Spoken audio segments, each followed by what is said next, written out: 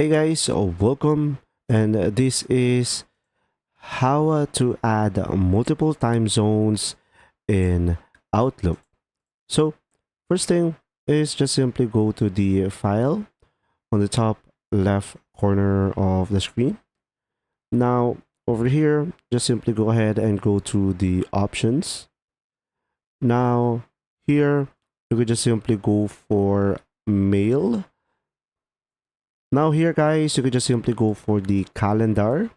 And now here on the calendar tab, just simply scroll down a little bit until you see over here, time zones. So from here, the first label that we have will be our home. So guys, make sure to select the correct time zone over here based on where you are located.